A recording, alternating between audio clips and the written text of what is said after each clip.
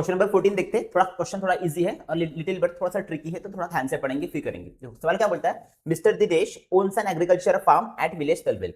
Mister Dinesh नाम का एक पर्सन है, उन्होंने एक एग्रीकल्चर फार्म खरीदा है। कौन से गांव में? तलवेल नाम के गांव में एक खरीदा है। एक मिनट, 1 2 3 स्टार्ट। चलो आ जाओ, क्वेश्चन नंबर 14 करते हैं।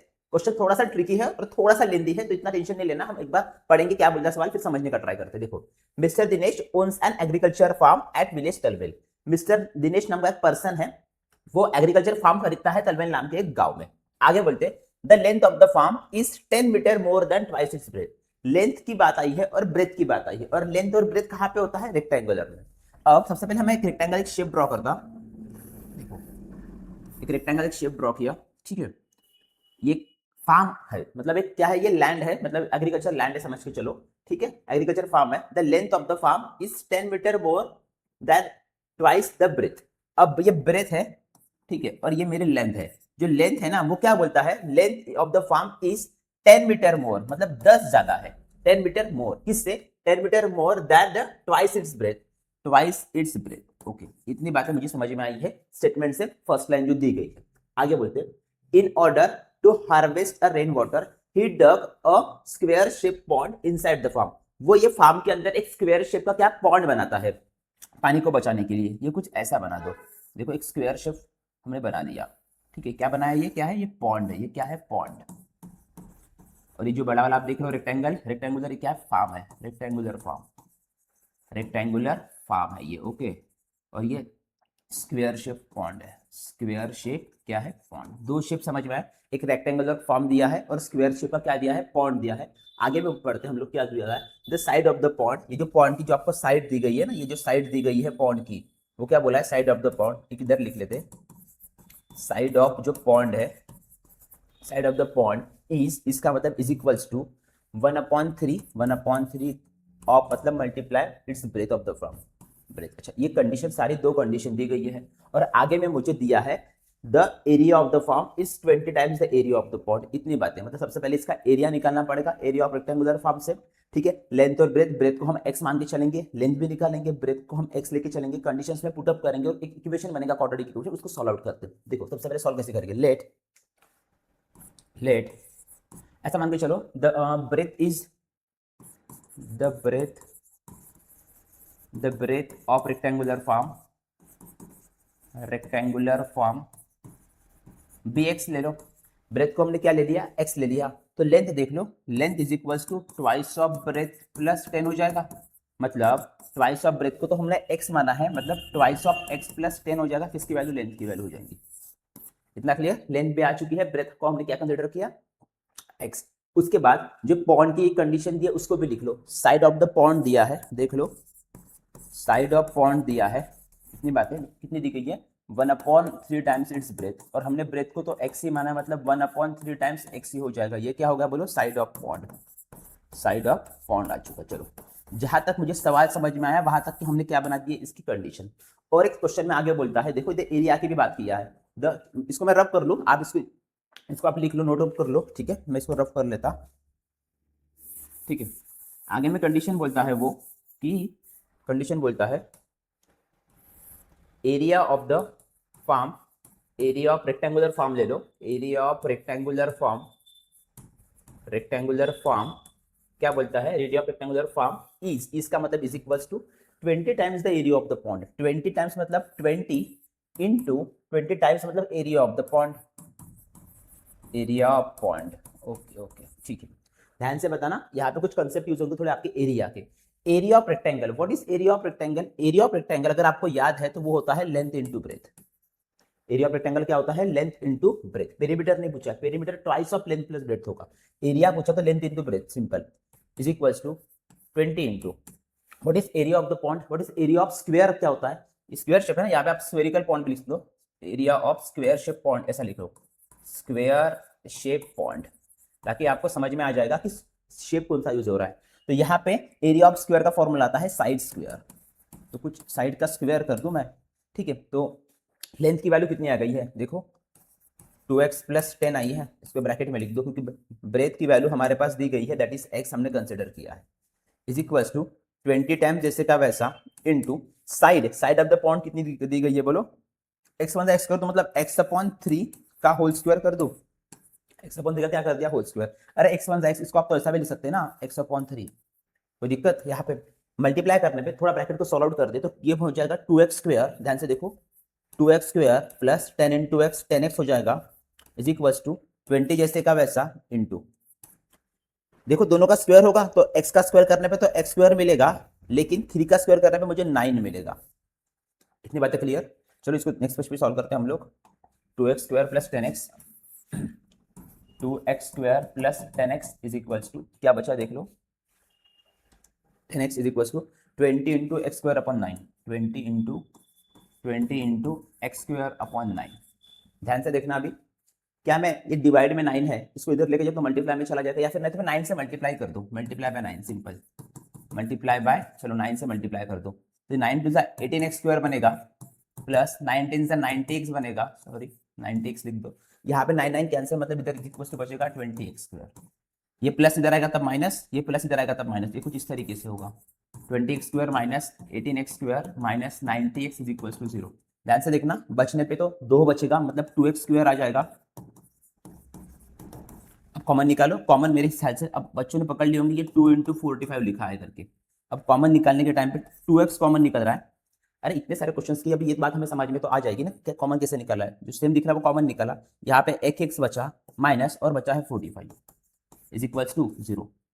कॉमन निकालना आएगा क्या, कॉमन हम वो टर्म को निकालते हैं जो हमें मुझे सेम दिख रही है। देखो यहाँ पे 2 भी सेम दिख रहा है और x भी सेम दिख रहा है, इनको आपस में स्प्लिट अप करो तो एक हो जाएगा 2x इज इक्वल टू 0, दूसरा x minus 45 is equal to 0।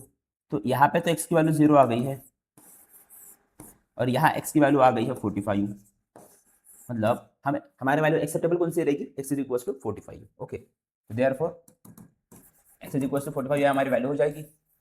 अब हम निकालते हैं लेंथ, निकालते हैं, ब्रेथ तो आ गई है मेरी, breadth is equal to x is equal to 45, length देख लो अभी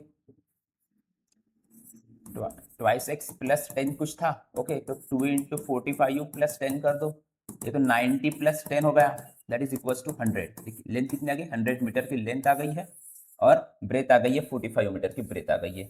इसी के साथ अगर हमें ये पूछता है साइड ऑफ पॉइंट, ये भी निकाल फाइंड आउट कर लो, दैट इज वो था 1/3 ऑफ x था, मतलब 1/3 इंटू 45 कर दो, 45 कर दो, कटने पे ये 15 मीटर आ जाएगा, मतलब साइड ऑफ द पॉइंट कितनी आ गई 15 मीटर। क्वेश्चन इजी था, देख लो, ठीक है देख लो, स्क्रीनशॉट निकाल लो, पहले तो ये पार्ट का निकाल लो स्क्रीनशॉट, देख लो ध्यान से, ठीक है और उसके बाद ये।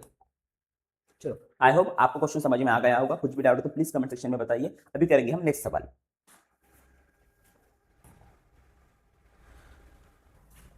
चलो आ जाओ, क्वेश्चन नंबर 15 देखते हैं, आज का जो प्रॉब्लम सेट का लास्ट सवाल थोड़ा सा ट्रिकी है तो थोड़ा ध्यान देना अच्छे से।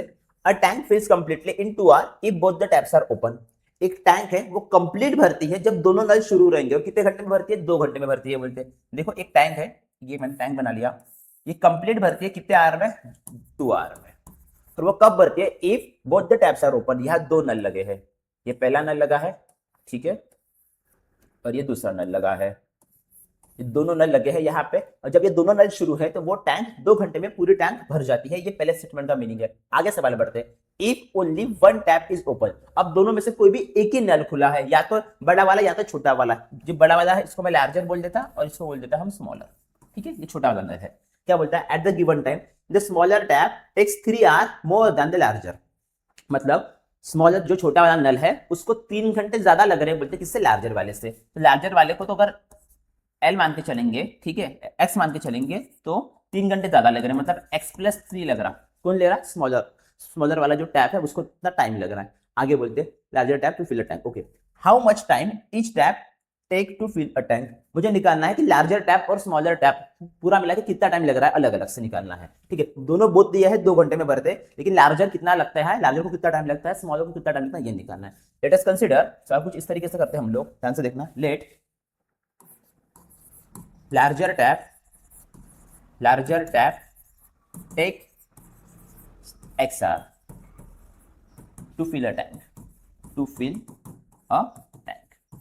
मान के चलेंगे लार्जर टैप को कितना टाइम लग रहा है, x आवर लग रहा है, तो स्मॉलर टैप को कितना लगेगा, वो लार्जर टैप से 3 आवर ज्यादा लगेगा, मतलब smaller tap takes smaller tap takes x plus 3r। अरे 3 घंटे ज्यादा ले रहा है ना वो लार्जर से, लार्जर को तो हमने x माना, इससे मैं 3 घंटे ऐड कर दो r to fill a tank, to fill a tank. ठीक है, यहां तक क्लियर हो गया। अभी बताओ मुझे को, फिर लार्जर टैप 1 घंटे में कितना भरेगा, 1 आवर में कितना भरेगा, 1/x भरेगा। तो water fill by larger tap in 1 hour, in 1 hour 1 घंटे में कितना भरेगा, 1/x। अब सिमिलरली स्मॉलर टैप भी कितना लेगा, water fill by smaller tap in 1 hour, 1 घंटे की बात कर रहा है वो, 1 घंटे में ये भी लेगा 1/x प्लस 3, 1/x प्लस 3। यहां तक की बात है क्लियर। अब लेकिन यहाँ पे कंडीशन दी गई है, वो जो टैंक है ना, एक मिनट इसमें थोड़ा रफ कर लेता हूं। ओके, यहाँ पे कंडीशन कुछ ऐसी दी गई है, ध्यान से देखना। अ टैंक फिल्स कंप्लीटली, ठीक है, अ टैंक फिल कंप्लीटली, ये लिख लो, a tank fill completely in 2 hour, वो 2 घंटे में पूरी भरती है। कब कंडीशन भी दी है, if both taps are open, ऐसा लिखो, इफ बोथ टैप्स, एक minute, both taps are open. ठीक है, जब वो दोनों नल शुरू है, ठीक है, तो वो पूरा कितना टाइम लगता है, 2 घंटे। तो बताओ 1 घंटे में कितना भरेगी, 1/2 भरेगी। Water filled in 1 hour, water fill in 1 hour, तो 1 घंटे में कितना भरेगी, दैट इज 1/2। बस ये 3 कंडीशन 4 कंडीशन है, इनको थोड़ा सा बस सेटअप करके लिखना है। तो देयरफॉर अकॉर्डिंग टू कंडीशन लिख लो, अकॉर्डिंग टू कंडीशन, पूरा मिला के टाइम लग रहा है मुझे 1/2 आवर।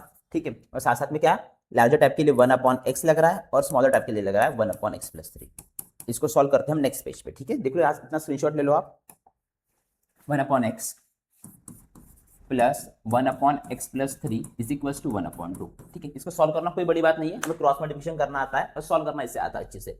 x प्लस 3 वन जा, क्रॉस मल्टीप्लिकेशन करने पे x प्लस 3 हो जाएगा, प्लस x वन जा हो जाएगा x अपॉन, इन दोनों का आपस में मल्टीप्लाई कर दो,